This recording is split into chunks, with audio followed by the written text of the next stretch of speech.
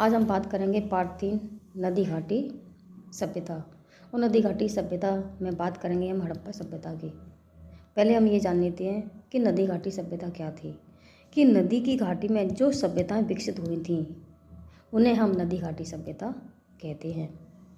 और कुछ इसके जीवन पर हम प्रकाश डाल लेते हैं और कुछ तुलना करेंगे आज के युग से।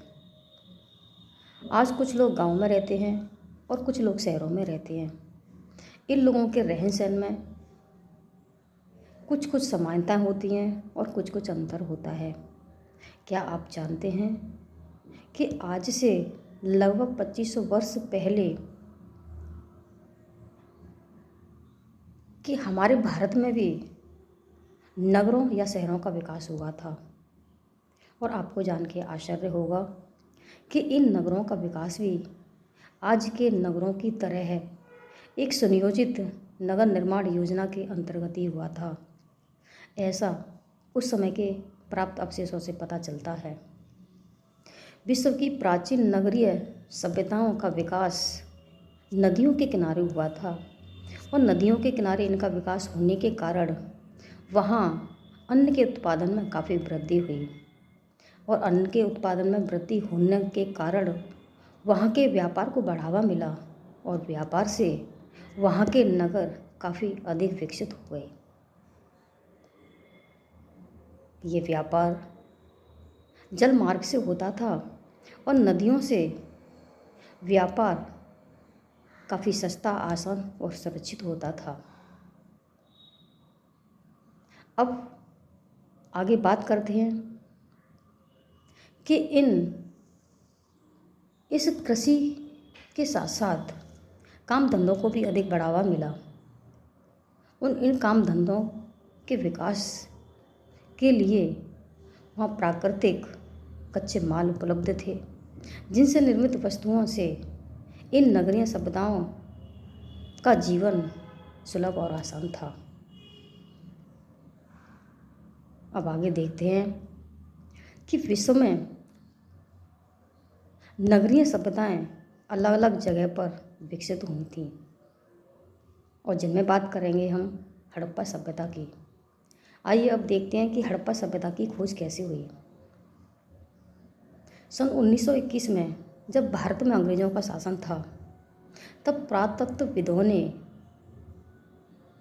पंजाब प्रांत में, जो कि आज पाकिस्तान में पड़ता है, वहाँ पर खुदाई की और खुदाई के फलस्वरूप वहाँ से कुछ अवशेष प्राप्त हुए।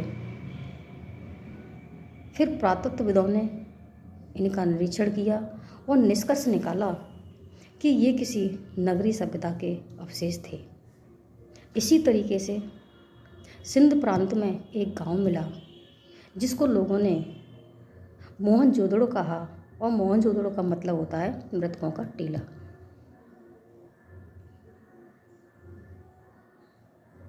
मृतकों का टीला, यहाँ से भी नगरीय सभ्यता के अवशेष मिले थे। अब बात करते हैं आगे कि धीरे धीरे नगर ही नगर वहाँ मिले थे खुदाई के फलस्वरूप। आगे फिर पुरातत्वविदों ने फिर खुदाई की और वहाँ एक नहीं, दो नहीं, तीन नहीं, सैकड़ों की संख्या में नगर वहाँ मिले थे। वहाँ नगरीय सभ्यता के अवशेष मिले थे और इन नगरों का निर्माण भी एक सुनियोजित योजना के अंतर्गत ही हुआ था। इनमें कुछ क्षेत्र पाकिस्तान में थे और कुछ क्षेत्र अपने भारत में भी हैं, जैसे कि रोपड़ पंजाब में आता है, कालीबंगा राजस्थान में, लोथल गुजरात में, दायमाबाद महाराष्ट्र में पड़ता है। ये इस सप्ताह के कुछ पुरास्थल थे जो ये महत्वपूर्ण है। अब बात करते हैं उत्तर प्रदेश में। उत्तर प्रदेश के मेरठ में हिंडन नदी के किनारे एक पुरास्थल आलमगीरपुर स्थित है। यहाँ से हड़प्पा कालीन मिट्टी के बर्तन प्राप्त हुए। अब बात करते हैं कि नगरों की क्या विशेषताएं थीं। इन नगरों का निर्माण भी एक सुनियोजित योजना के अंतर्गत हुआ था। इस योजना में एक चौड़ी सड़क थी और इस सड़क से छोटी छोटी सड़कें और नालियाँ जुड़ी हुई थी। ये सड़कें पूर्व से पश्चिम और उत्तर से दक्षिण की ओर जाती थी। ये नालियाँ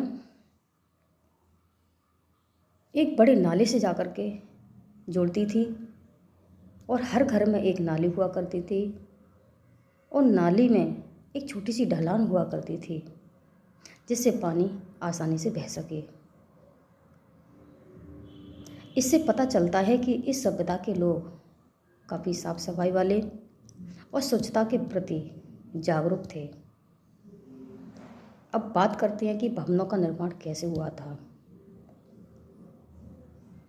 पुरातत्वविदों ने जब खुदाई की और खुदाई के फलस्वरूप कहीं कहीं बड़ी बड़ी इमारतें देखी और कहीं कहीं छोटे छोटे भवन देखे।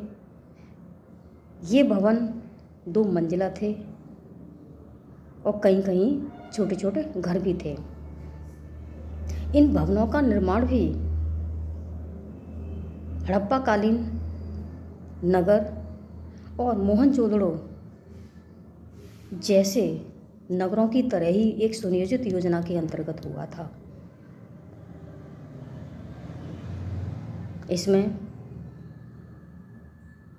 या भवनों में एक आंगन होता था और इस आंगन के चारों ओर कमरे हुआ करते थे और प्रत्येक कमरे में एक रसोई घर, शौचालय, स्नान घर हुआ करता था और 2 मंजिला घरों के ऊपर जाने के लिए सीढ़ियाँ थीं। इस तरीके से हमने देखा कि नगरों की विशेषताएं क्या थीं, कि भवनों का निर्माण कैसे हुआ था और कहाँ कहाँ पुरास्थल पाए गए थे। आगे की बात हम आगे की वीडियो में करते हैं।